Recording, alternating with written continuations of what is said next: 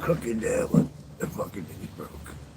Oh, let me tighten that like that.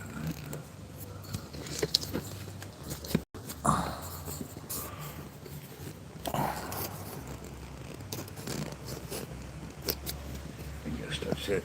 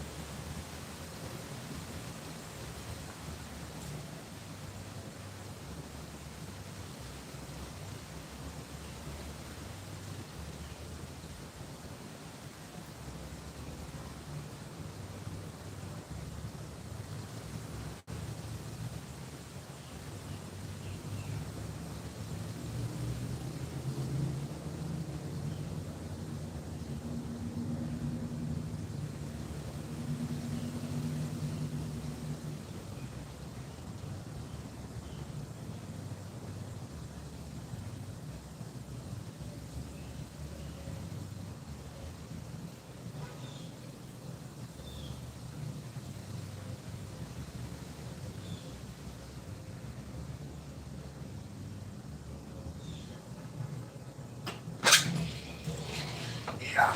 I should get my other thing and fuck listen to some music. You know, fucking, what do you call it? Oh, oh crap. Hey Frank, what up?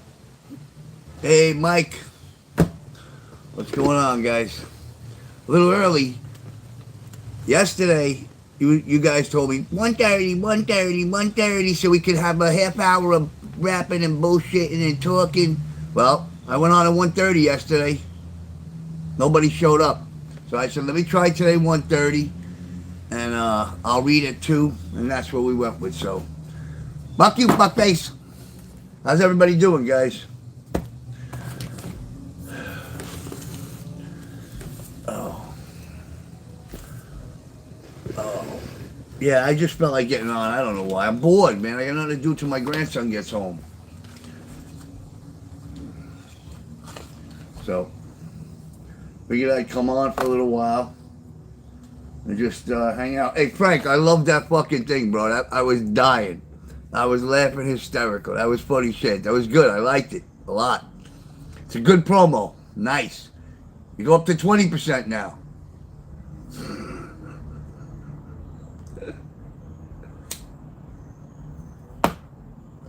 Yeah, that's.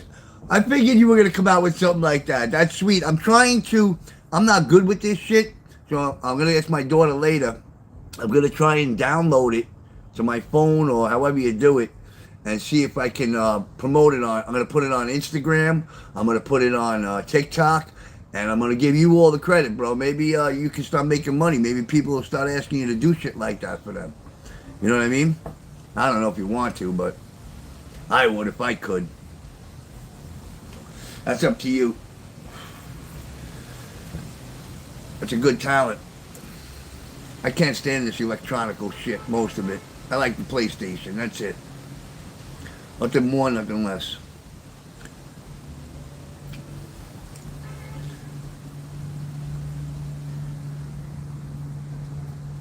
I appreciate it, Frank.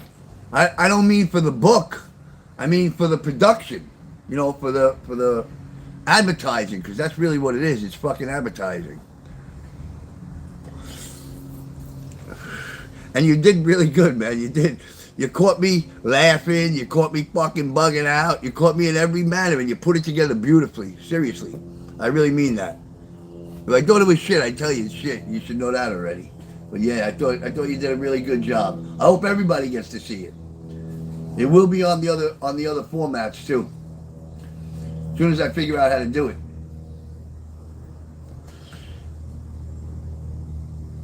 Like you guys know, I'm all new to this shit. I don't know what I'm doing on here.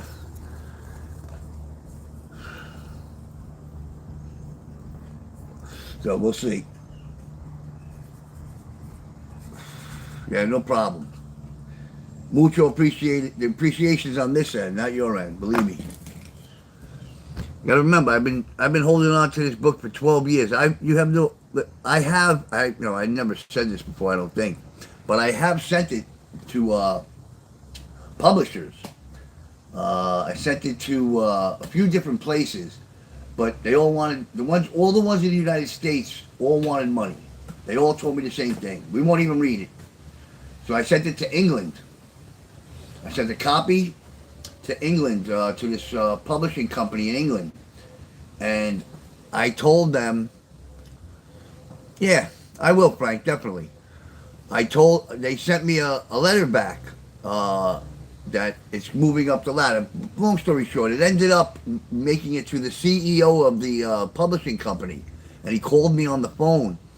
And he told me like this. He said, listen, he said, it's really good. He said, but you're missing a lot of stuff. He goes, you're missing, you don't talk about your dad anymore. We never get more in depth about your family.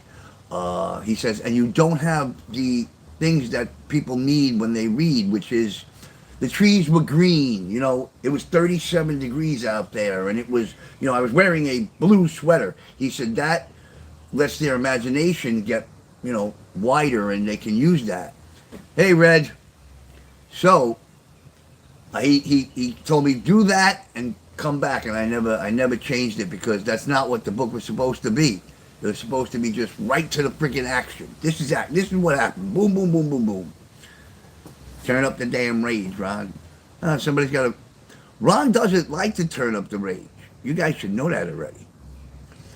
I haven't raged out in a long time, which I'm glad. I've gotten mad and angry. But I haven't raged in a long time. Last time I raged, I was in Rikers Island, 2017. I'll tell you that story. You want to hear a story about how Rikers? Let me know. Tell me before we start the book. This will be in part 2 of the book. This story. I already told once. Oh, did I tell that story yet? No, I didn't. I'm going to tell a story in the book today about my first time I went there. This other story is later on. All right, here we go. All right, I'm in my, let's see, I broke that guy's nose in 2007, I'd say. So I'm about 41? What was I? Yeah, 41 in 2007, right? Yeah. And I go to Rikers Island and I'm locked up. I'm in a dorm and I make good friends with the Bloods, because we're all messing around together and they like me because I just stand up for myself, whatever. So there's this one 6'3" white guy, big dude, not muscular but a heavy guy, and he's sitting on his bed with the sheets in the middle of the day while people are walking back and forth going like this. He's beating off in the middle of the dorm. I asked the Blood, I said, what the fuck is that? He goes, yeah, that guy, he's been here before, he's strange. I said, you guys allow that? Are you out of your fucking mind? I'm not watching that, I said. And I walked over to the guy, I said, guy, cut that fucking shit out. Don't be doing that in the middle of the day with people walking back and forth. The guy stood, he looked at me and went, oh, all right. And he stopped. So I go back and we're hanging out. About a half hour passes. I'm sitting on my bed. This guy's in the middle row of the dorm in the beds because there's 3 sets. This way, middle, and over there. And it's about an hour later and I see him doing it again. I fucking jumped off the bed, ran over, put my finger in his face. No, I didn't do that yet. I tell him I'm about the edge of the bed. And I says to him, I said, listen to me. if I catch you fucking doing that one more time, I'm gonna kick you in your fucking teeth. And I leave. Not 20 minutes later, he's doing it again. I said, okay. So I went over and I put my finger right on his fucking nose. I told him, Guy, if I gotta tell you, and he fucking pops me as he's getting up out of the bed, boom, he hit me right here. I saw stars and I went back. And as soon as I gathered myself, I said, you motherfucker. And I jumped and bang, bang, I jumped on top of him on the bed. I'm hitting them. They break us up. They take us downstairs where you go when you fight. And the psychiatrist comes and he tells me, listen, can you do me a favor? You both got to go back into the same dorm tonight. Can you not fight with him? He promises he won't do that no more. Can you not fight with him and give me 24 hours to get him out of here? I said, you got 24 hours, Doc, no problem. So now it's about 11 o'clock at night when the doctor talks to me. We both end up, I go back first, he comes up later. We're in the dorm. Now it's the next day. We both went to sleep, no big deal. So the next night, I'm waiting. Nobody came to get this guy out of here. It's now 10:30, and all the bloods are going, bro, you're not going to really do anything after 24 hours. I said, yeah. As soon as I gave that man my word that I won't hit him for 24 hours. Well, if they don't get him out of here 24 hours, as soon as that 24 hours hits, I'm fucking going to bust his ass. So 11 o'clock came. I went, 11 o'clock, they're not here? And all the three bloods that were behind me hanging out, I can't think of their names, the kids, but they were like, no, and they went to grab me. I said, get the fuck off me, and I just ran down the fucking, in the middle, jumped in the air, and just jumped on top of them. I beat the shit out of them. So now, when that happens, they call what they call the turtles. Turtles in there are the guys with the helmets and, they're for the riot squad. That's basically what they are. So they come in, and they grab me, they put me in a full Nelson, and they bring me downstairs, they put me in a cell. And they grab him, and they put him in somewhere else on the other side of the jail downstairs.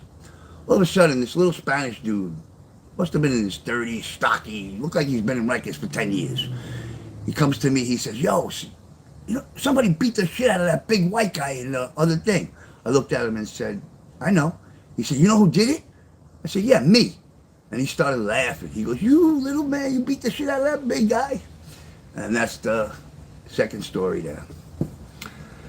Anyway, pump iron, no, but I worked out every day. Did push-ups, sit-ups. Yeah, well, every day. Hey, Relentless, how are you? I didn't even see who wrote that. How are you, Relentless? I hope everything's good. Ron, you guys got to remember something. These stories are over a decade old. Most of them,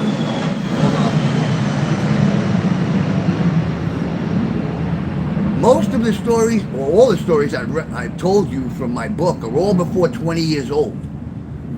Everything in that book is before 20. A couple of stories I've told here and there are when I was older, but they're all fucking when I was younger. I would love it, Relentless, as soon as I get some teeth. Hopefully next month.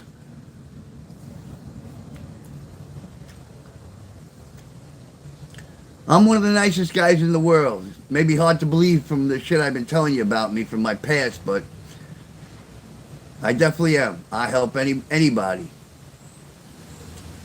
My love interest gets paroled next month. Wait, no, I'd rather her be in jail. I could get, what are those called? Conjugal visits. I could definitely go for a conjugal.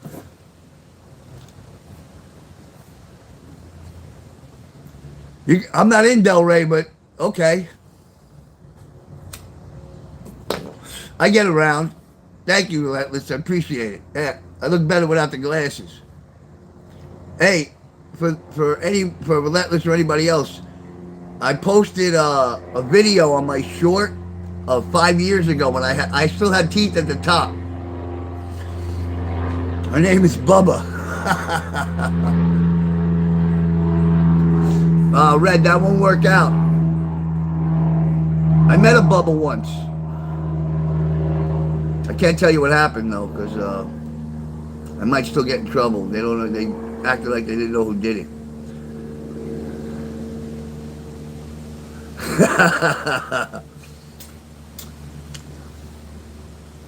Alicia, huh?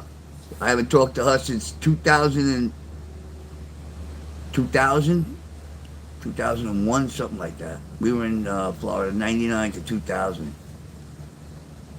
You do that, Red. You the man. You be your own person, baby. Hello, RKDSD1717. Cool. What time we got? We're not up at 2 o'clock. I'm only on 15 minutes now, so it's 1:45. Oh, I'm in between. I could go. I'm all over the place, Relentless. Put it like this: I'm from West Palm to Fort Lauderdale. All in between. I don't stay in one place long.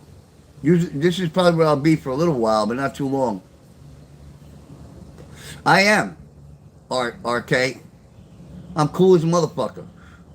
I'm cool as the other side of the pillow, as Mr. Scott used to say on ESPN.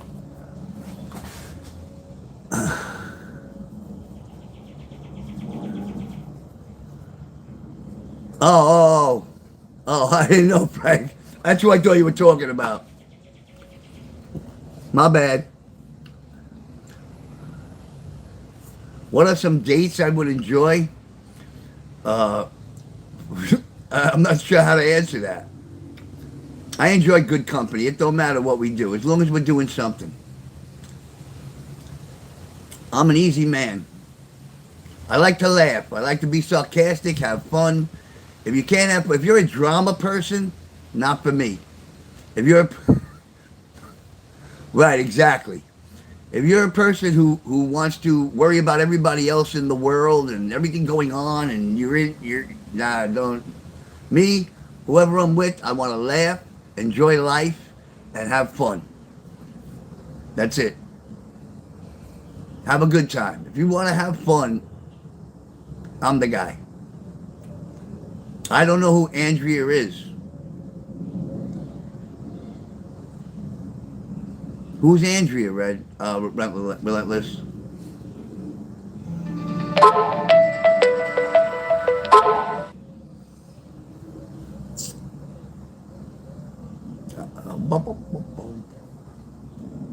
I don't know who she is. Be honest with you.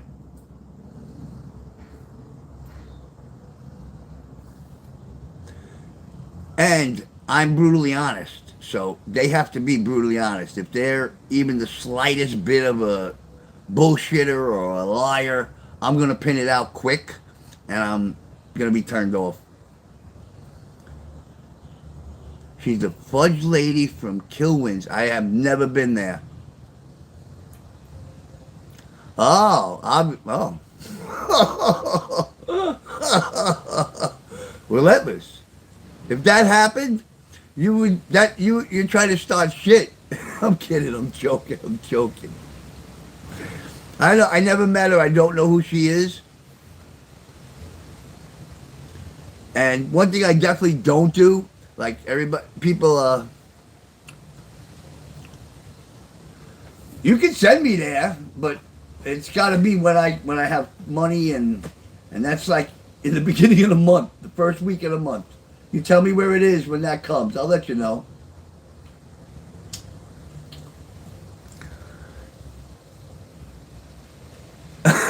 You want me to stream it?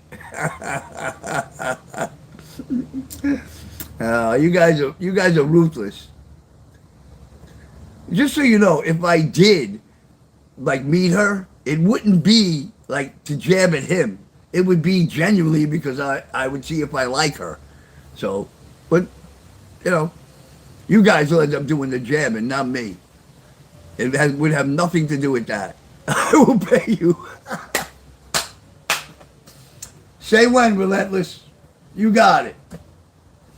If I had my own money, I would do it, but I don't. I tell you all the time, I make $700 a month, and most of that goes to bills, and I live off crap every month. Frank's all enthused.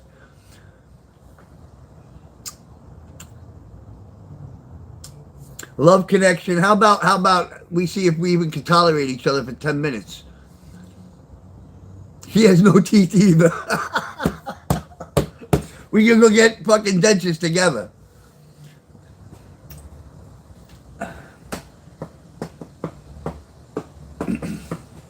You guys are funny. Yeah, let me know. You guys know my email, so anything you want to talk, you want to send me, you guys know my email. It's not hard. My name, 714@gmail.com. Not difficult. Just think Quaaludes. Me and Quaaludes, we go together. Ronald Newman, 714. Really? From New York. Ah, do you know exactly where?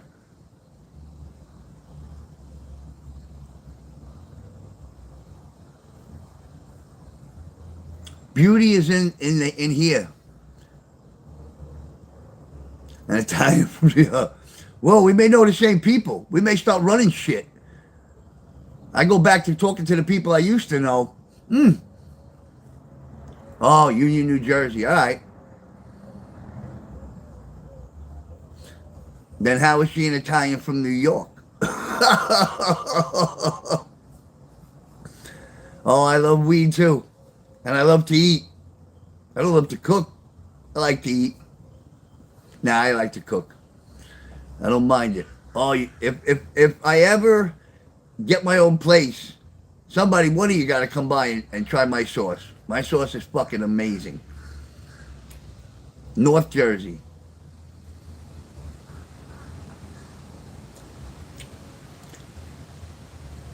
She's related to John Gotti. Yeah, Jersey, New York, it's all the same shit. Back then, not much of a difference. Back in the day. Yeah, right, exactly, Frank. North Jersey might as well be New York. I agree. Most of Jersey, except into the suburbs, was like New York or worse, like Newark. When I was young, Newark, New Jersey, and it's not anymore, they cleaned it up. But it was the murder capital of the United States of America back in the 80s. I went to jail there, I know. Well, I went to jail there in the 90s. I was in that jail. That's a jail I would not want to go back to. I've been in a bunch of jails around different states. If I had to pick the worst one, Newark, New Jersey. Andrea drives. Oh, that's cool. That's cool. Corner of Satrile's pork store. Fucking Red. I love you, Red.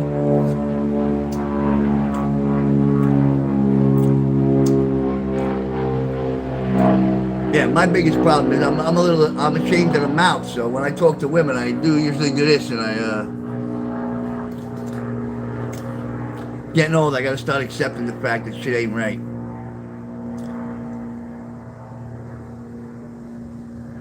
Relentless, the only way to ever, and I'm not saying do it now, because we'll work it out. Let's work it out the right way if we're gonna do it. Don't just send me, because I'm not good with money. I'm not the right guy to send money to, because I'll spend it on cigarettes or something else. So we'll work it out, but the only way I can get any money from anybody is on PayPal. And again, it's my name, my email address, ronaldnewman714@gmail.com. And it's on PayPal. That's the only way. I got my bank, but I don't give that out to nobody. Oh, I know that, Red. Oh, I know Relentless is solid. I know. I wouldn't be entertaining it if I didn't think so. I'd be telling, yeah, okay. No, I know. Like I said, I'm not looking to take any money from you or anything else. So if we could work it out, I'll be more than happy to. And if I have my own money, I don't want yours. Depending on what happens. If I get my check and I have a few dollars, no problem. I know you're serious. I know that, Relentless. I'm not. Do I look like I'm not? You guys gotta, Relentless, remember this. Ron, has been, I taught this to my children. I'm teaching this to my grandchildren. Mean what you say and say what you mean. And I always mean what I say. Unless I'm joking around. And obviously I'm not joking around. Yeah, okay. Well, we got to set it up and see if it's feasible. And, you know, it's not like I do anything.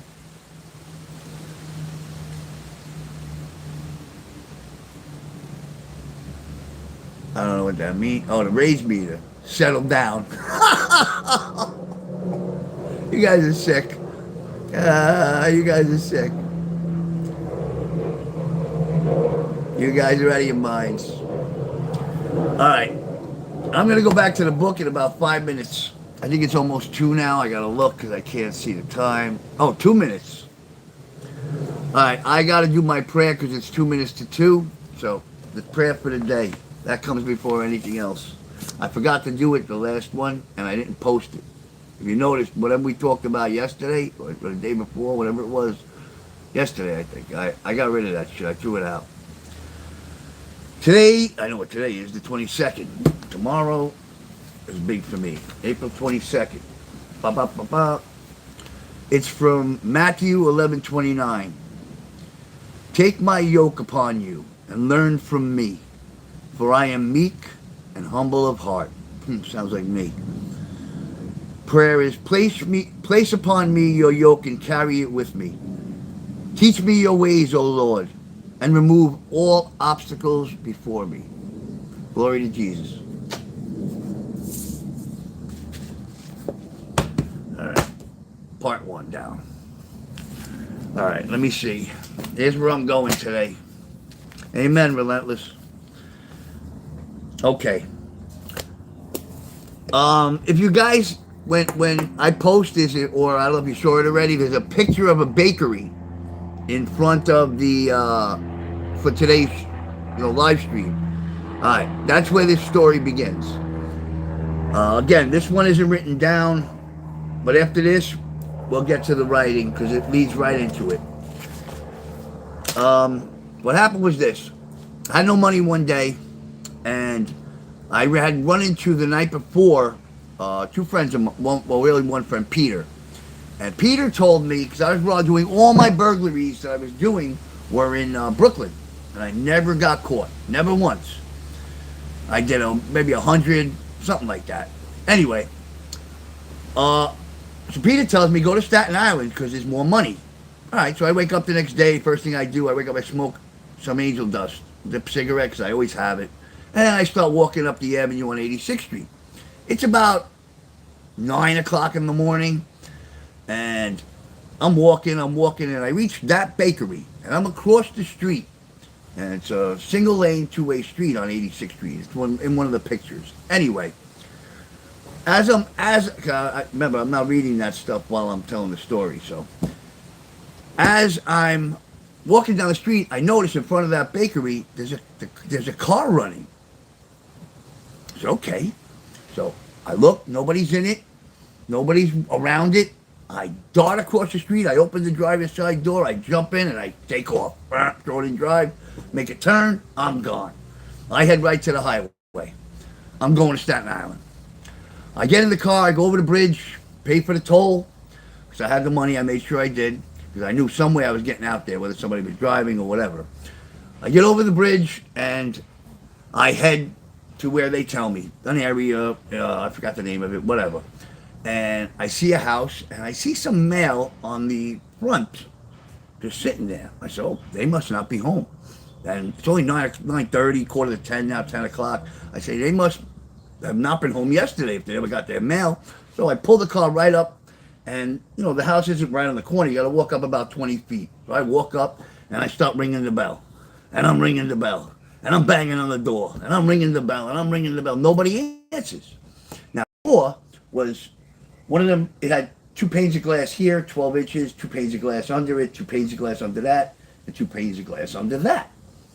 So I take off my jacket that I had on, I wrap it around my hand, and I punch the glass in, reach in, open the doorknob. Now I'm pulling the door open this way toward me. And as I open the door, there's a little old lady Little old lady, had to be about 80 years old.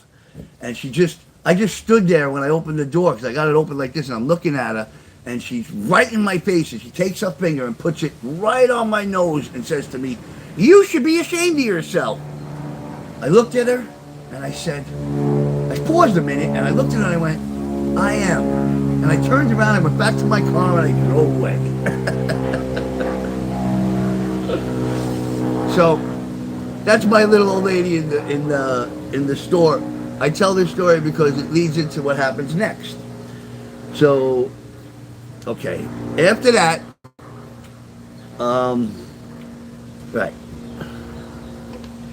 right, the old lady. Okay, now, a few days later, I go back to Staten Island again on my own, and I get arrested. I got caught robbing a house. They lock me up. I get out on $500 bail. My court date's in like 3 months. So now I have a one burglary felony pending. I got caught because I was so stoned that I just, like almost fell asleep in the house. Now I had a habit of going into homes, breaking in and making eggs, watching TV, drinking beer, sitting there for an hour, making food, and then I would take a knife and I would put it in the kitchen table. One of your knives. That was like my calling signature. Why? I don't know. I was out of my fucking mind back then. But anyway, so now I've been arrested for that and I'm out on bail, and I'd say 3 weeks passes. I'm getting to the book now what I'm going to read. 3 weeks, maybe a month, and my court date is like 3 or 4 months away. I run into Peter again, and this time he's with his cousin Kenny, about 3 weeks later. And I tell him what happened in Staten Island. He says, "Oh man, what's wrong with you? You got to go to Toad Hill. That's where the $1 million homes are." I said, "Really?" I said, "Okay." He said, "Why don't I pick you up tomorrow? We'll have some dust, we'll get high, and we'll take off out there, and we'll go make some big money." I said, "Okay, let's do it. No problem." So I go home that night, I go to bed, and then we go to here. Now remember, I tried to rob once in Staten Island I got busted for, and once the old lady. I call this chapter Second Time a Charm. Really, it should be Third Time a Charm, but I didn't count the first with the old lady because I didn't get no trouble or nothing for that. So, second time, trying to make big money in $1 million homes. At 9 a.m. the next morning, I am asleep. The fact that I was up the majority of the night bugging out, waiting for the dust I had smoked with the cousins to wear off. That was Kenny and Peter. I was awoken by the sound of a car horn honking. I get out of my bed, drag my bony ass to the window, and see these two nut jobs standing next to the stolen car they had showed me the day before, with big shit-eating smiles on their faces. I stick my pointer to indicate that I'll be down in 1 minute. They acknowledge that they have seen me, and I head into the bathroom to wash up, pee, and brush my choppers. I get dressed, go down, and say what's up to the two of them. My first question is, how long is it going to take us to get to this area in Staten Island?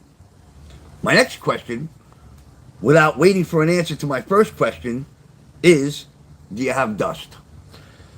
If so, light up. They, of course, had 2 dip cigarettes, all ready to be smoked. As we are getting high, Peter tells me that it's going to take about 20 minutes to get to Toad Hill. Toad Hill, according to Peter, is where only rich people live.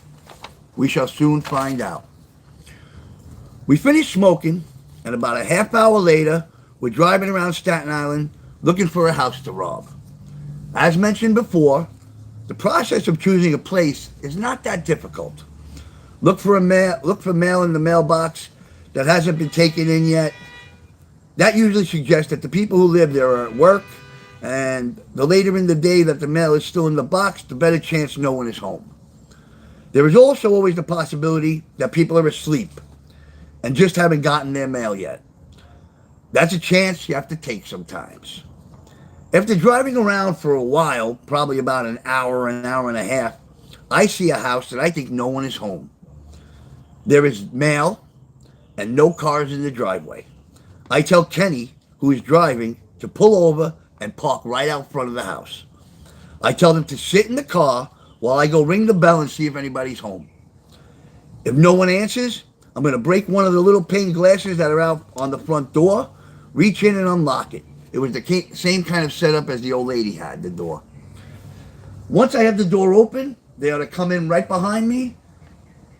Once we are in, we each go to a room, grab a pillowcase or a pillow, and start dumping jewelry and the jewelry box contents into the pillowcase. I get to the door, and I immediately start ringing the bell and knocking on the door. There is no answer. The door has 4 panes of glass on it that are 6 inches squared each. They are centered about 2 feet above the doorknob.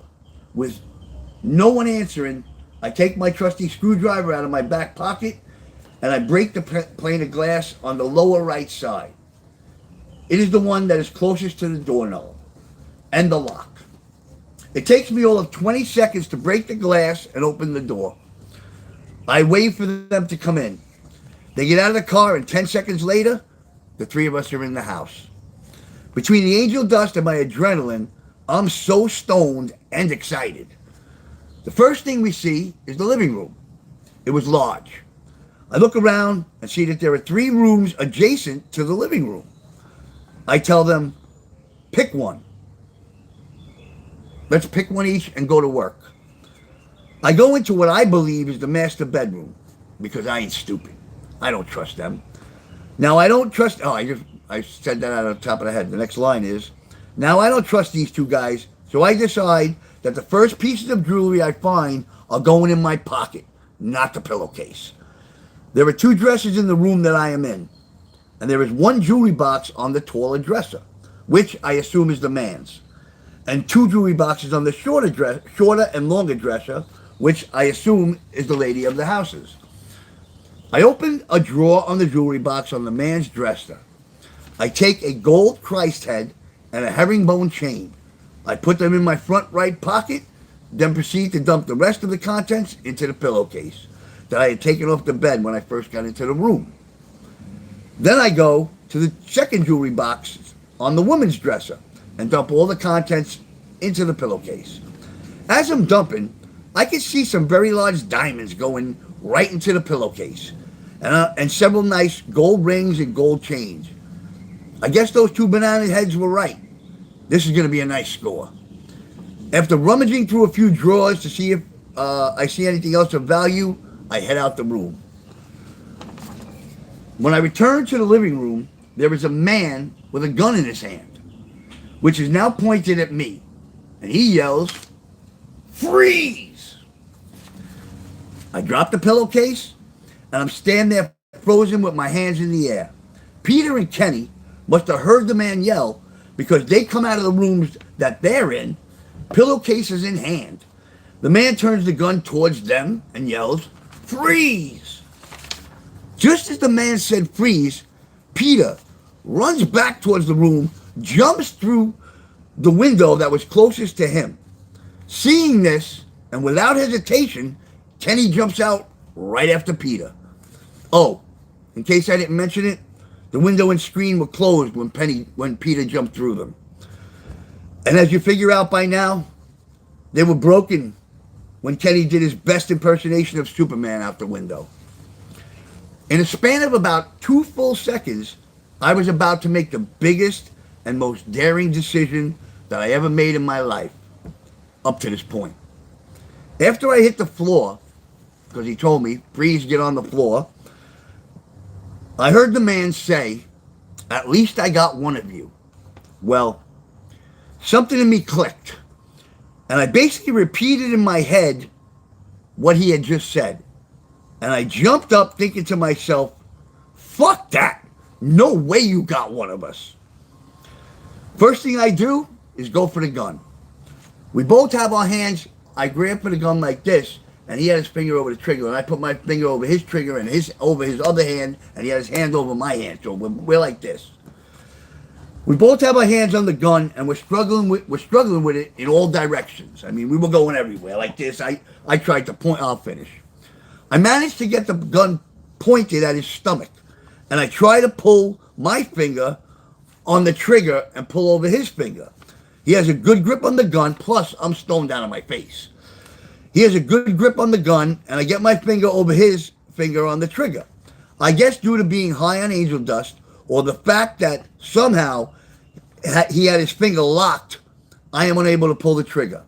We struggle back and forth for a couple more seconds, gun pointed at me, gun pointed at him. And we eventually just push ourselves apart. Now I'm standing in the doorway of the kitchen, and he is approximately 10 feet away. Once again, pointing the gun at me. Neither one of us says a word. I start to back up into the kitchen, and I see that there's a bucket on the shelf. And I noticed the handle end of a hammer sticking out of the bucket. I immediately reach up, grab, I want to read it the way I wrote it. Grab the hammer out of the bucket and slowly walk towards the man. He does not budge. I get within 3 feet of him with the hammer cocked behind my head, ready to strike. So at this point, let me just show you what we look like. He's standing there like this with a gun in plain clothes, like this, and I'm standing there. Now I was 10 feet, now I'm 3 feet away from him with the, not the claw side, the regular side of the hammer, like this.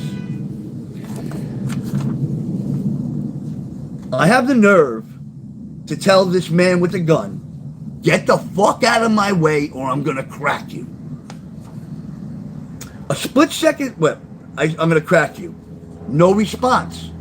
A split second later, I hit him on the left side of his head, about a 16th of an inch above his temple. So when I hit him, it was on the left side, right by the temple. Let me finish. Where was I? Oh, to my shock, he doesn't shoot. He hits the wall behind him. As I begin to run to the door, I see blood gushing out of his head and him slowly falling down the wall.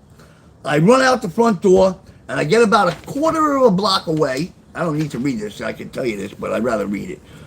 And I heard pop. I turned back to look as I was running, and I heard another pop.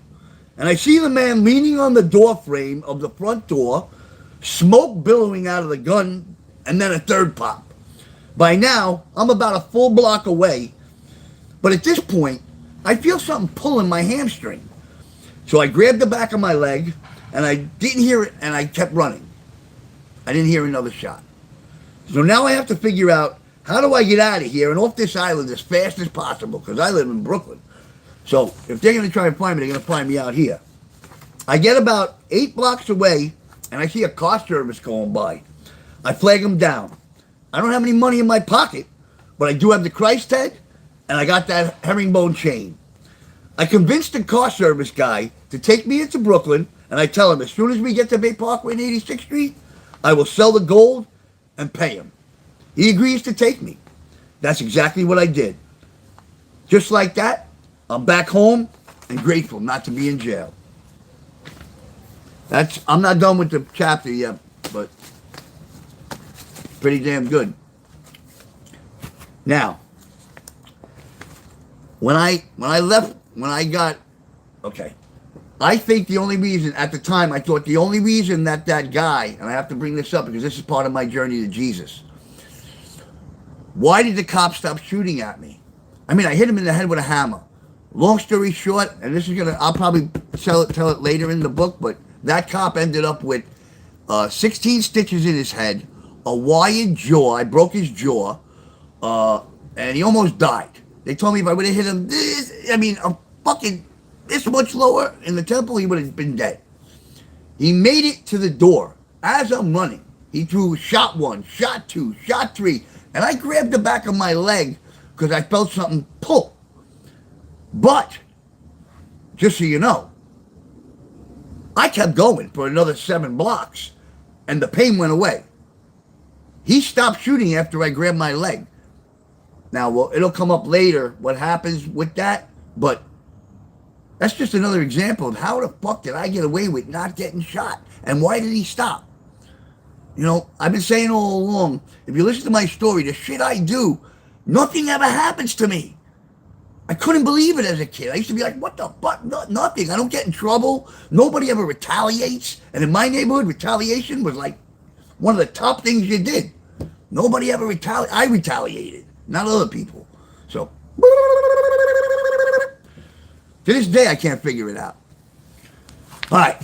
So, now, we're coming to the end of book 1. So, I'm going to finish this up. The rest of the same chapter.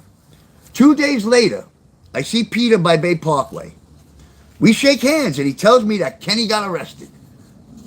They both jumped out the window. How the fuck this is what I'm thinking. How did Kenny get arrested? Turns out that the idiot Kenny dropped his wallet when he made his daring escape out the fucking window. Peter then assures me, Kenny will not rat us out. Yeah, okay. I'm not sure that I believe that. Well, what can I do? About 2 weeks later, I'm sleeping in my bed, and I hear a knock, more like a bang, on the front door. I don't budge out of bed. Now, if you remember, I lived on Bay 29th and Bath at this time. The door, literally, when you open my front door, there's a wall that was about 2 feet, and then my doorway. Right there, no door. So if you stepped in one step, you can see me in my bed. Keep that in mind. I don't budge out of the bed. I look at the clock, and it says 6 a.m., and I'm thinking, this can't be good. My mother wakes up and comes from her room at the other end of the apartment, duck trailing right behind her. She looked through the peephole and loudly asks, "Who is this?" The response is, "It's the police. Can you please open the door?" Now, like I said earlier, my room was about 2 feet away from the door. If you take 2 steps, well, you'll be back in the house. My mother opened the door, but did not let them in. There were 4 detectives, and they asked her if I was home. She says that I am not here. I'm on the bed, trying not to breathe too loudly. They begin to tell her about the robbery attempt, and the man who I hit with the hammer was a police detective, and that I need to turn myself in as soon as possible. My mother, how do you know it's my son who did this? They tell her, after getting 18 stitches in his head and a broken jaw wired shut, the officer picked out my mug shot from a lineup. They said it didn't take too long, being that I had just been arrested recently for a burglary in Staten Island. Remember, I was still out on bail for $500. My mother assures them that when she sees me, she will pass on the message. They leave. Mom peeks out the window from my room and makes sure that they all get in the car before turning to question me about this. That's the next question. That's the next chapter. All right. I have no clue what... Yeah, I got to go back in all the questions, but you guys can't answer me questions as I'm going because I can't answer them. I'm going to try to go back a little bit. Master Manifester? Yeah, he fucking ended up ratting. That's what I believe, but you do also have to remember, I hit the guy in the head with a hammer, almost killed him, and I did get arrested for a burglary 3 weeks before that in Staten Island. So he could have ratted, but it didn't matter. They were going to catch me anyway. That guy was going to definitely get my picture. I had a bunch of it was attempted. I ended up being charged with attempted murder of a police officer. So they would have got me either way. Duck, the cross-eyed girlfriend of your dad, lived with Ron's mom. Duck, the cross-eyed girlfriend. No, Duck was my third stepfather, basically. And he lived with the cross-eyed girl. Not my dad. My dad was banging beautiful Playboy models.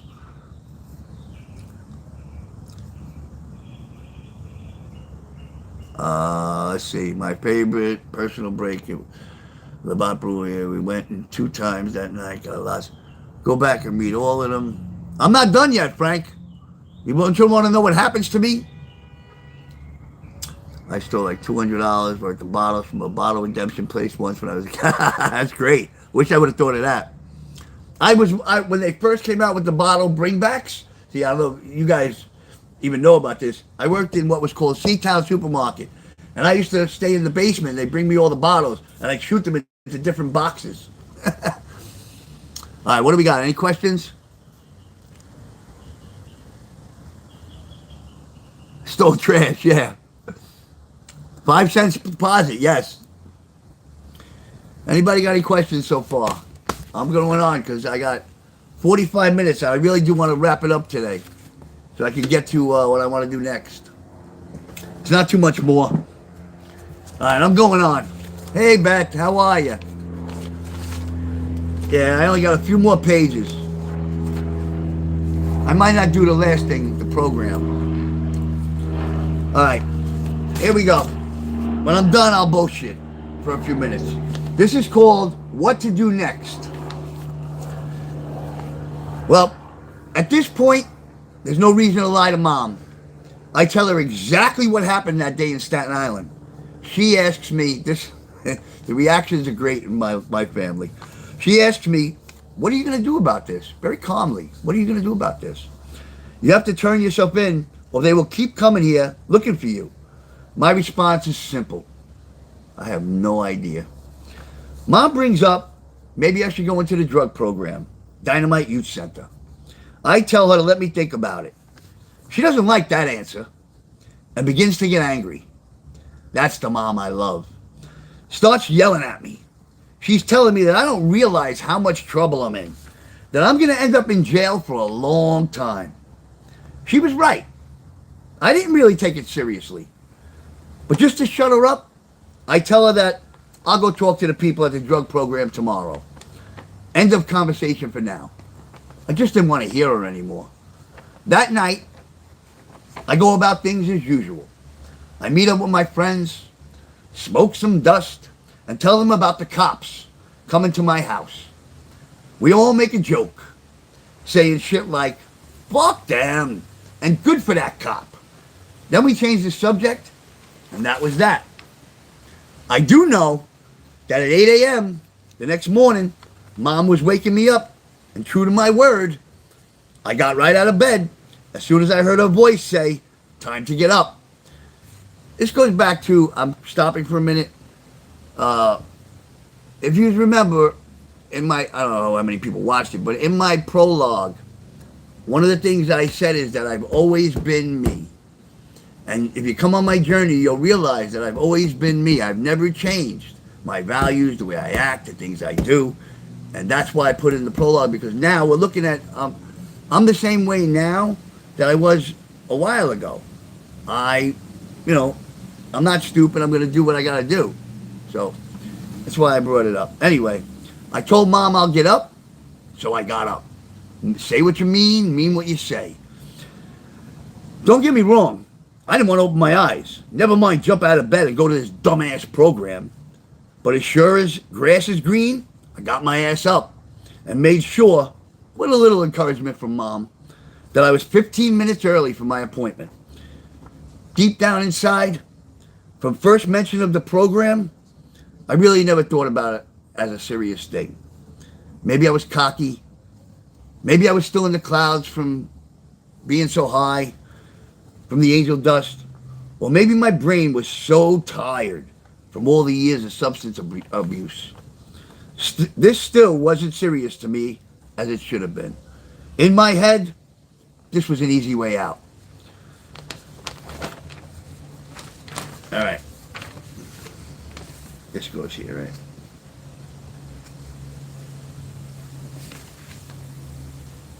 Yeah.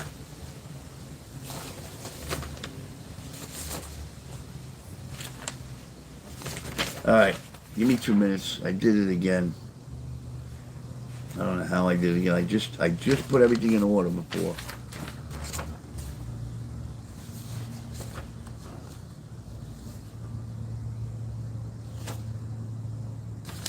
I don't know what I did here. This keeps happening to me, and I'm getting a little angry with it. Maybe it's over here. No. What to do next?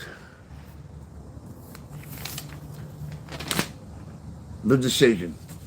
All right.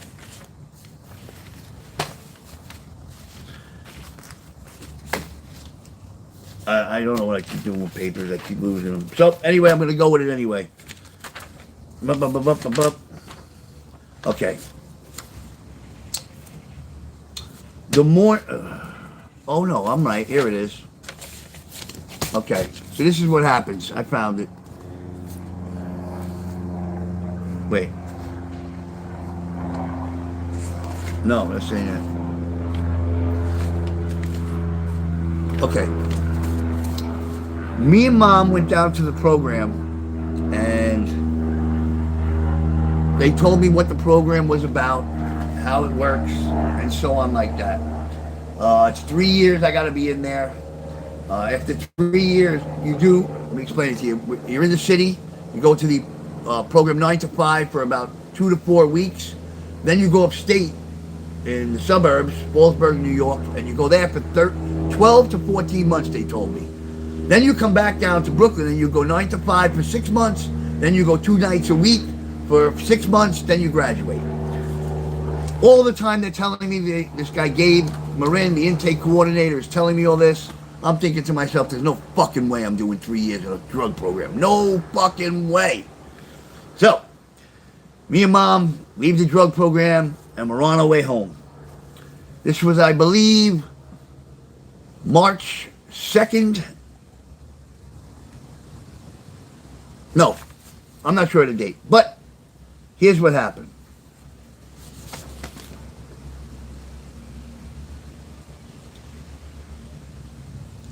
Okay.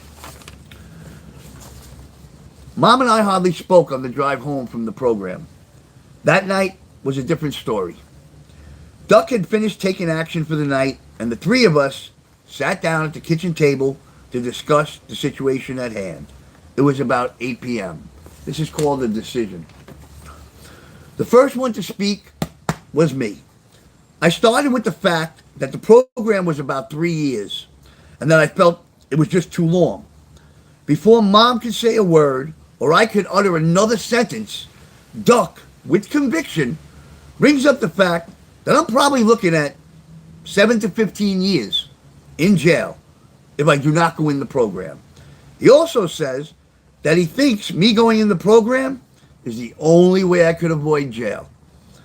I look at him like he has 7 heads and say, "Are you crazy? I'm not going to have to go to jail." Thinking back on it now, I was either stupid or too stoned to realize how much trouble I was in. Or I really believed that it wasn't really going to get in that much trouble. Because somehow, every time I was arrested, I always managed to get a slap on the wrist and it was over. Before this, the worst I ever got was probation for a couple of months with 2 weeks community service. And 1 night on Rikers Island.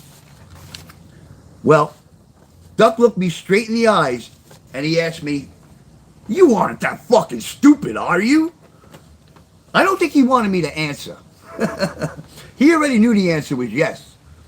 Naive, stupid, or just stoned. Whatever. It was whatever it was definitely was not smart. He then ran back what the charges that I was facing were. 2 burglaries, attempted murder of a police officer, assault of a police officer, attempted murder in the 2nd degree of a police officer, attempted burglary, and burglary. And there were several other charges that were thrown in there just for the hell of it. When he finished talking, there was nothing left to say from me except, I guess I'm going to this appointment back in the morning. And hopefully they accept me in and I don't go to jail. I told the 2 of them that if I'm going to go do this program, then I'm going out tonight. Mom reluctantly gave in and said one condition she has, that no matter what happens, no matter when I come home, that I have to go to the intake appointment tomorrow at Dynamite. I agreed without hesitation. At that point, I just wanted to get high. I made sure I got nice and high that night. I smoked some angel dust as usual. And for the life of me, I have no clue as to where I was or what I did. I have no memory of that night at all. Because I also did Quaaludes and a whole bunch of other shit. And that's the night before going to an interview in the program to go in for 3 years, just to try to stay out of jail. Anyway.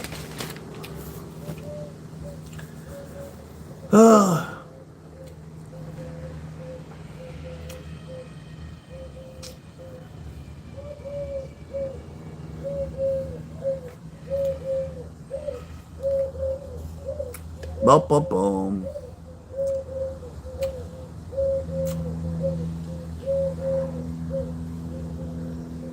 Oh, so what are we doing? 2:30.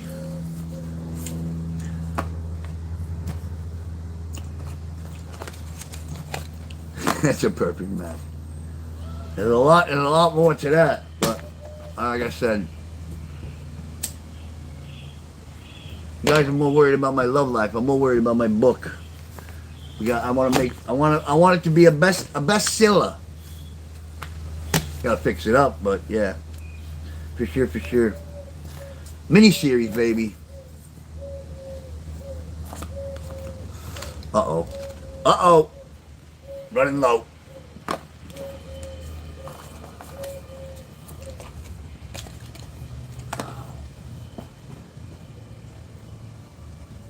You guys are the best.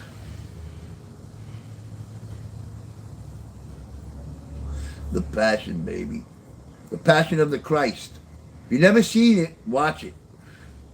Mel Gibson made it. My goodness, I cried through most of it.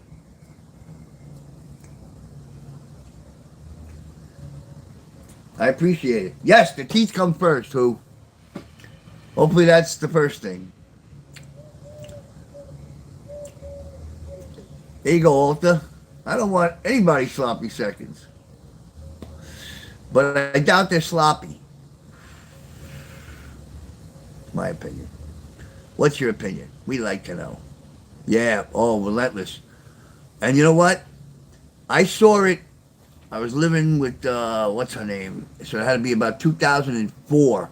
2011? I don't remember. 7? I saw it in a church on Easter Sunday. I was in tears, crying my eyes out like a little baby.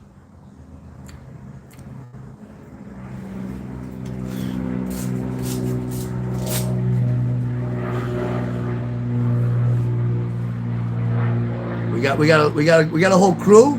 Make the list. I'll pick a name. Make the list. Let me see all the names. I had an Alicia, but she spelled her name differently years ago. She was a great woman. The only reason that we didn't work out, the only reason that me and Alicia didn't work out, because we got along, our sense of humor was the same, everything. That's why she got along with my father. We really did. We were a perfect match. But me and her bought a house in Florida, and I was 1,300 miles from my kids, and I couldn't take it after a year and a half. I used to drive 6 months when I first moved to Cape Coral, Florida. 6 months every weekend. Friday morning leave, get to New York Saturday morning, drive home Sunday night, get home Monday night, work Tuesday, Wednesday, Thursday, my handyman business, get back in the car. 6 months of doing that.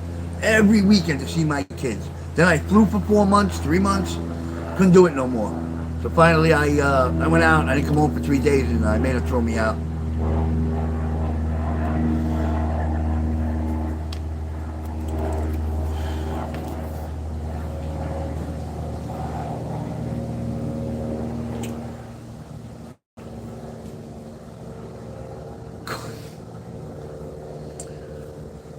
No, nobody can crash where I crash where I crash.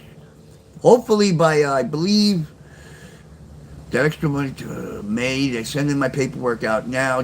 By July, I should have my own place. By July.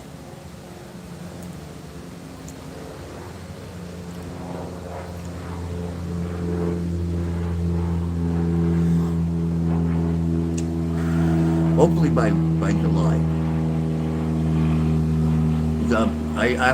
I needed to do some paperwork, and I'm going to be doing it next week. I got to go to the doctor. He's got to fill some stuff out for me.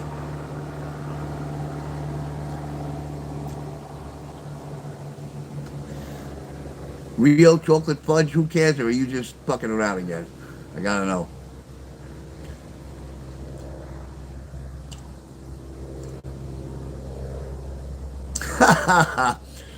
Red, don't worry about it, baby. Nobody can ruin my life. Only me. Believe that. I've done it too many times. Oh, right. She's a fudge. Right. Yeah, I like fudge. Can't eat too much of it anymore. I'm 60 years old tomorrow. Goes through me like putting a fucking enema up your ass. Nah. You're wrong, Red. Not with me. Yeah, I don't want to be married. I just want to have fun. Yeah, 60 tomorrow. I don't know. I don't know. I know that I'm gonna, because I believe this is my last zero. So I think I'm definitely going out this weekend as soon as I get my check for my birthday. I'm taking myself out. I'm going to go eat and drink. Yeah, I know. Red, that's it, 72. I figured you'd say 92. 94 at least. At least. No problem. I hope so. I'm not rooting against it, who? I'm not rooting against it. I know me. I know my body. I'm happy. If I make it to, I go 5-year increments. If I can make it to 65, that'll be wonderful. I don't want to see 90 either. I'll be crippled by then. I'm almost crippled now. So, thank you. Thank you, Willie. Hey, Willie, I apologize about your girl, Jackie. She came on and, you know, one of my people made a little comment joking around about, all he said was that, look, Willie sent his chick over. And she got all insulted, so I apologized and I told her she don't have to stay. Just so you know.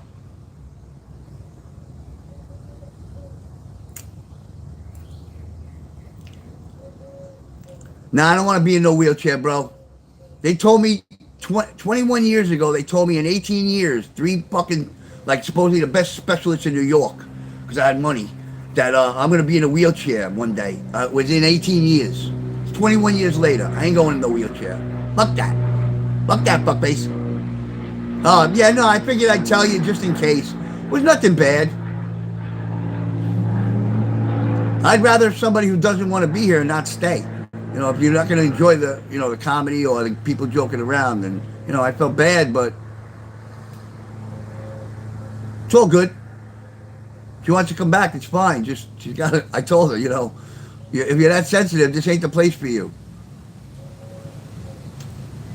Yeah, totally disabled, brother. I should get extra for that. Oh, my back. I got to stretch. Excuse me 1 second, people. Oh, son of a dog. Oh, fucking hurts. Oh, alrighty then. Anyway, book club is rough. I gotta stop smiling. No, it's my body that's rough, relentless. I take medicine for it, but by the last week of the month, I usually am like, I run out because I take extra, and I told my doctor about it today, but she don't give a shit. I'm supposed to take 3 a day. I usually take 1.5 in the morning and 1.5 like in the afternoon, but lately I've had 2 in the morning and 2 in the afternoon, and I only get 90, so like ow! Day 20, I just heard something. Day 25. I'm out of pills, so I'm in a lot of pain for the last few days. I'm getting them today. I'm okay. My daughter's picking them up for me. Yeah, I had one. I had a cushion, Frank. I took it off before. I don't know why. I just did. So, Frank, just so you know, I got written down. I only have, what do you call it? I think 1 more chapter. Yeah, the day I get into the program, that's what the next one's about. That day I go to the program for the intake. That's it. And then I can either go forward still, or for here, but that's going to take me a few days. I got to make notes. Otherwise I'll jump ahead, jump back. Or I go back to the beginning. You tell me, Frank, what do you think we should do? No, right now it's not muggy at all. How tall am I? I used to be 5'7", so I'm between 5'6" and 5'7". I've shrunk. 5'6" maybe, with my operations and shit.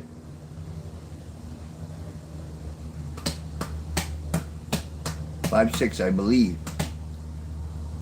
Yeah, I'm 5'6" now. I used to be 5'7", but from the surgery, I'm a little. I don't stand up straight no more from all the surgeries. Height and that stuff. Listen to me. The woman I dated from 2000, one of the women I dated from 2003 to 2007. 2010. 7 years I was there. Was 300 pounds. I also was screwing around with a lot of other women, but I lived in her house with her. Thank you, Growing Herbert. I appreciate it. Yeah, I was talking to you earlier. I answered you. Did you get my answer when you quit? I forgot what you wrote, because I talked to so many different people, but thank you.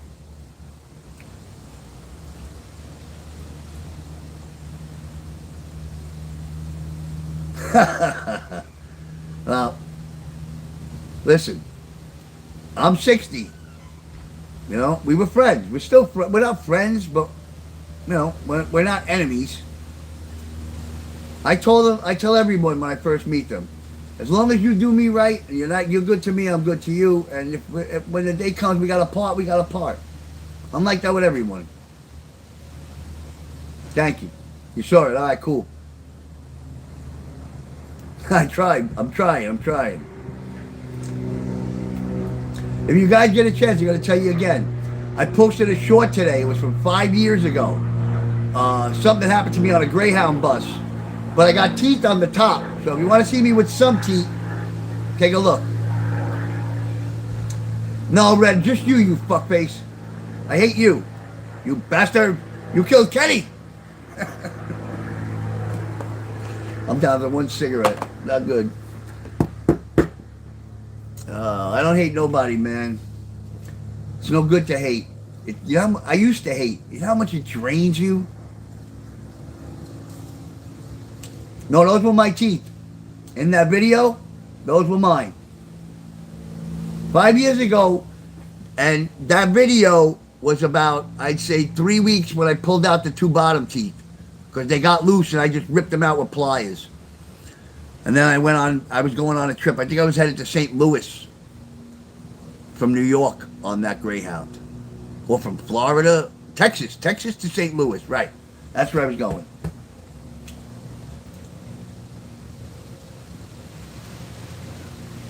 You didn't shoot me well? Yeah, I look a lot different with teeth and no... when I have teeth, I don't have no mustache and beard. I hate this shit. I look ridiculous with teeth. That's because you only know me without them. Yeah, pliers, who cares? Yes.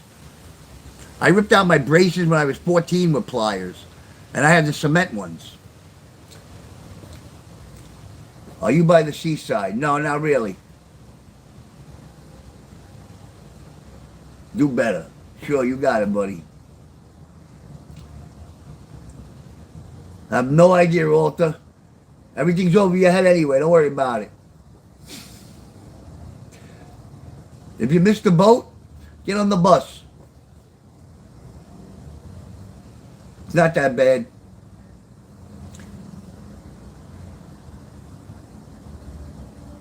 Really? You think so? More distinguished. Wow.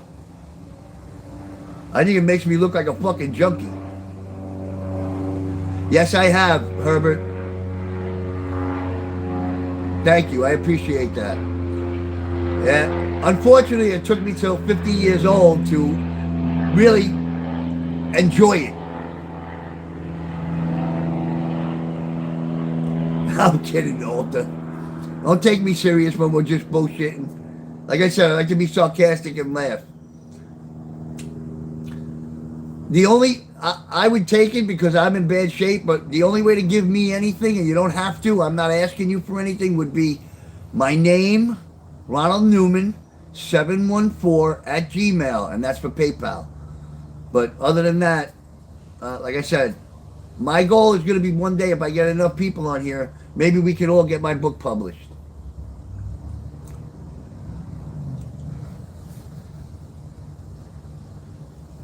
Oh yeah, 50 is better than 80. You got a bunch of squirrel friends? If I think it's in, I forget what chapter it's in. I got a squirrel story you won't like. It's in chapter, it's when Billy was alive, so it's got to be in the early stages. I don't know, but we were tripping out in the park, and somebody threw a dart in 3 o'clock in the morning, and a squirrel had a dart in his head. No, I can't, Frank. No, I can't set up Cash App. I had a problem with them already. I had Cash App, and I think somebody hacked in my account or something, because one day they told me I was fraud out of nowhere. I had it for about a year and a half. So, can't do Cash App. I got Chime, but I'm not giving that information out. I also have GoToBank, but I'm minus $30 in there. Was what a long time ago. Growing. You need to get yourself a Cash App or... No, it wasn't that long ago. I have Chime maybe 6 months or 6 months ago. 8 months. I can't sort it out, dude. I tried. I spoke to them on the text. I spoke to them on the phone. I ended up telling them to go fuck themselves. And they still have like $12 of my money. I can't take it out because they can't cancel my card and I can't use the account. So, fuck them.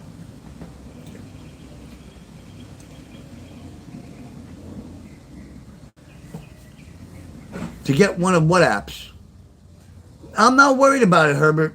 My goal when I came on here wasn't to make money. I mean, it is to make money in the long run, but with the book.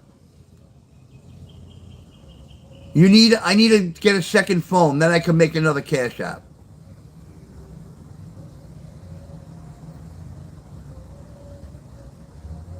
No, Aunt. Sorry. Maybe you should try to get the phone number. If you feel that way. Good for, you know what I mean?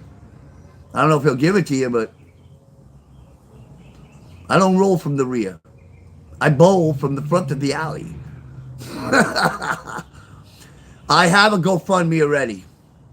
But when I made it, here's the problem. When I made it, I didn't talk to anybody. I had 3 friends, my kids.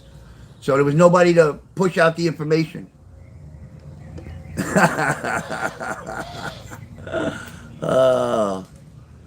Hey, also, I hope that doesn't happen with me. I don't want everybody to be gay for me. I want them to be happy.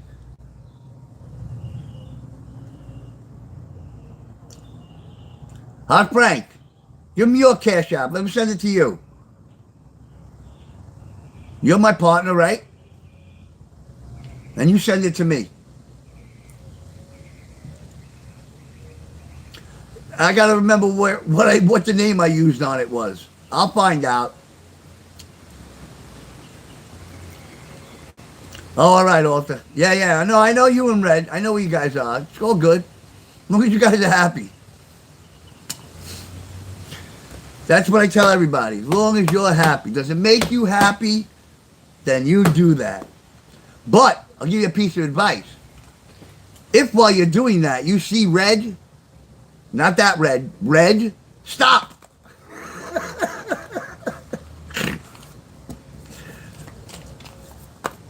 What I'm going to do is, I like the idea before. I don't know who said it. Frank said it. I'll get a new one. But I got to wait till I can get me another phone. So when I have an extra $40, I'll go into Metro and I'll get a phone from them.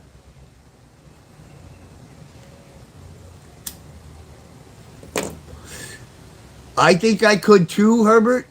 But I don't want to con people out of their money.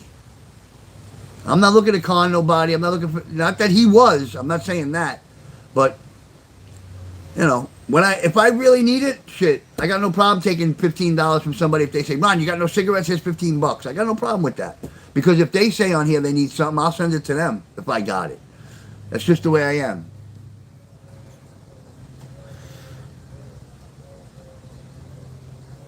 I'm not a gross degenerate. That's true, Walter. You got to be a douchebag sometimes. People are strange. There's some weird fuckers out here. Oh no, I get it. I'm not saying that, Herbert. I'm not saying. I agree. I agree with you 1,000%. It's not conning if you're offering it. Walter, that's your perception. Maybe you're a normal sort in your eyes, but what's normal to everybody else, we don't know. That's right. I don't con you out of them. That's where you're wrong, Red. I go in your house and I take them. Or I used to, anyway.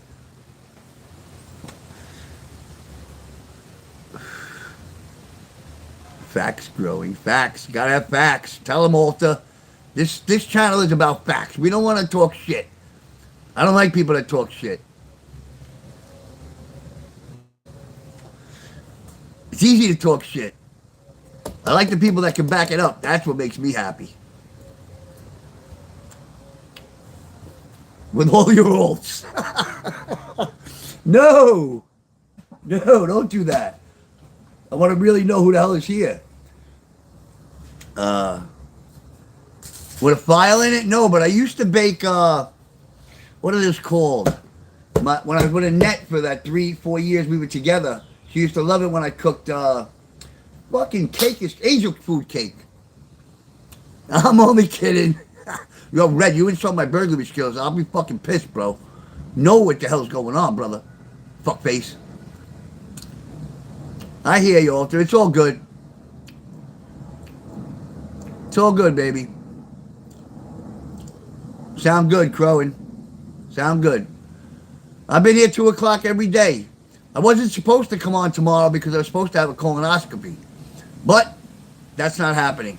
So I might be on because I'll be here. I got nowhere to go. I don't have my check, so I'll probably be on my birthday. Unfortunately, I wanted to go out. I got free tickets to go to a comedy club tonight. But I can't go because you got to pay for the drinks. So I'll go next week. I get the free tickets all the time. I got a shout out for you.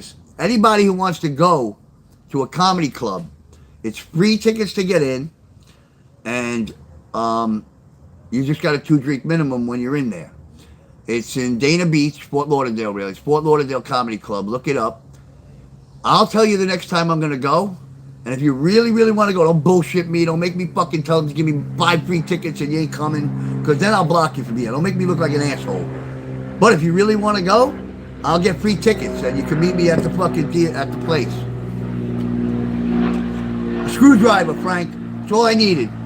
Flathead screwdriver.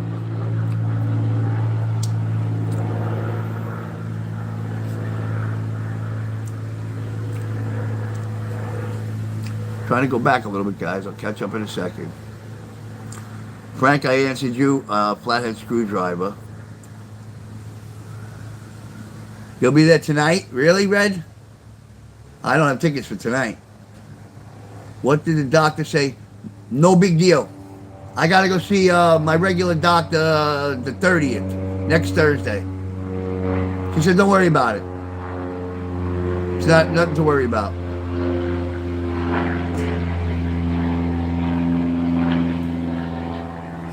Don't worry about it, Herbert. I don't know either. I don't know why a lot of people do a lot of things.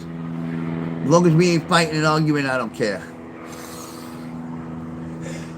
Or talking shit. Excuse me. Quaffy? Or you want me to say it the way I say it? You wrote quaffy. I call it coffee. Caw, like cough, with a fee. You're paying to cough. Oh, I'm going to go on a tear. I'm usually good for about 10 to 13. You're welcome, Claire.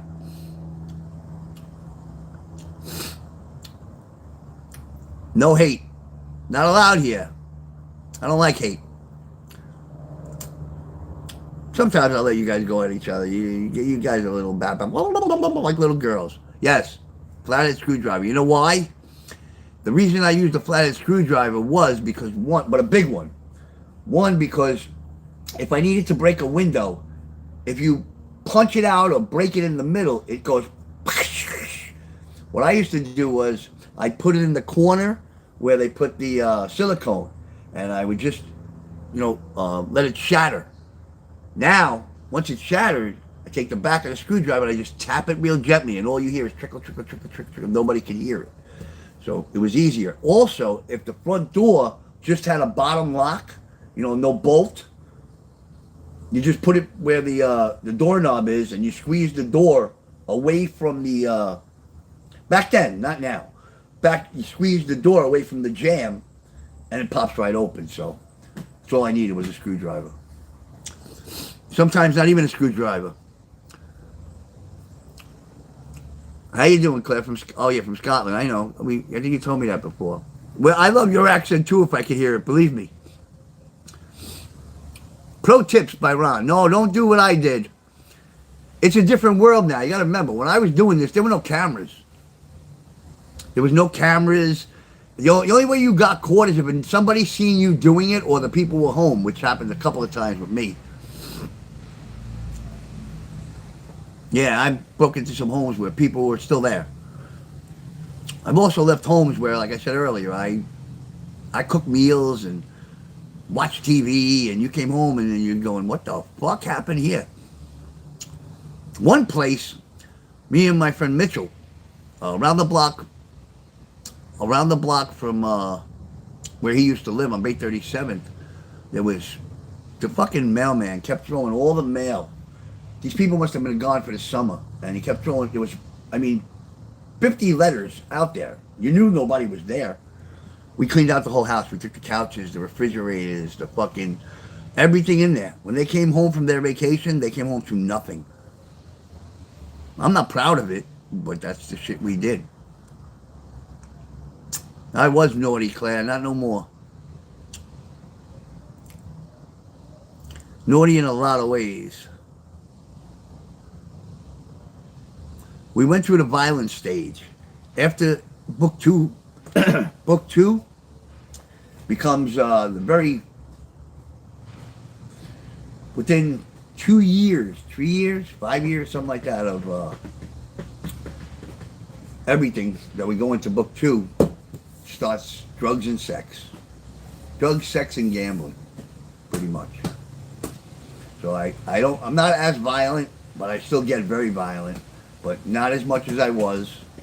So I hope everybody sticks around, because it's going to get, as an adult, I become a person who now has smarts, because I learned through the program how to deal with myself and how to understand the shit I'm doing. So once you understand why you do things, why you act certain ways, and why you get mad at things, why this bothers you, you become you're even more dangerous if you're me.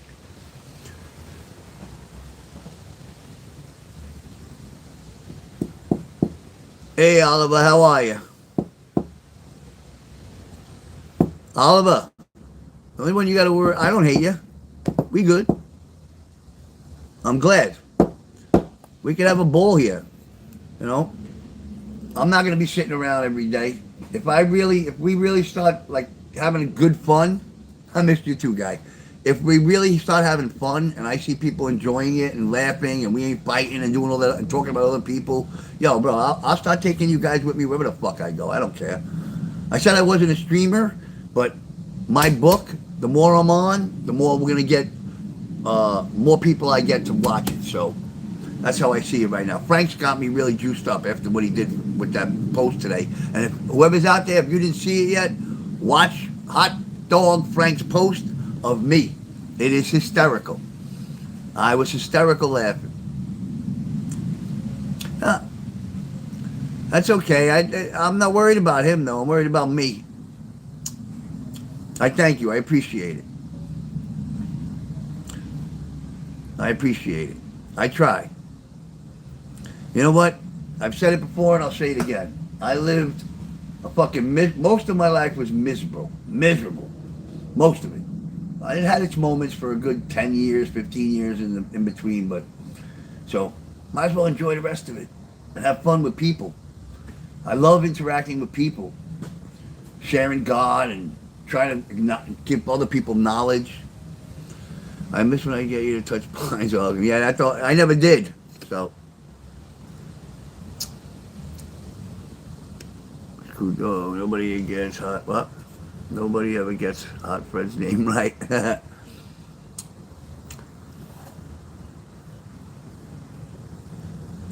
Yeah, no, it's harder now, Aunt. Believe it or not.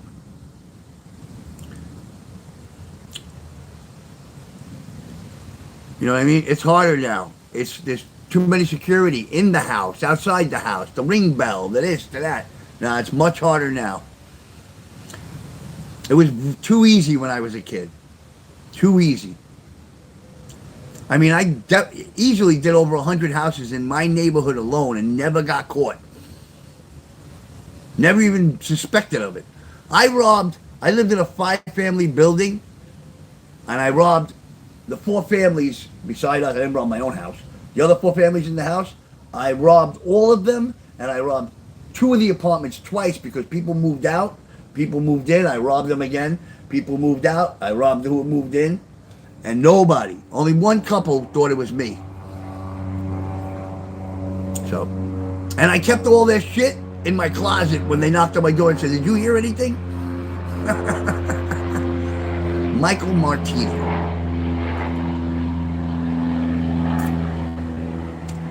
Whoa, the ABCs are there. Watch out.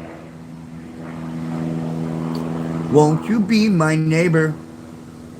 Please won't you be my neighbor? All right, boys and girls. It's 3:04. Ron's got like 6 minutes left for today. I might come back on tonight if I'm bored to shit again. I gotta go. There's my daughter. Whoops. We're back. Sorry about that, guys. I got a phone call. You know when I get a phone call, I gotta get off. That was my daughter.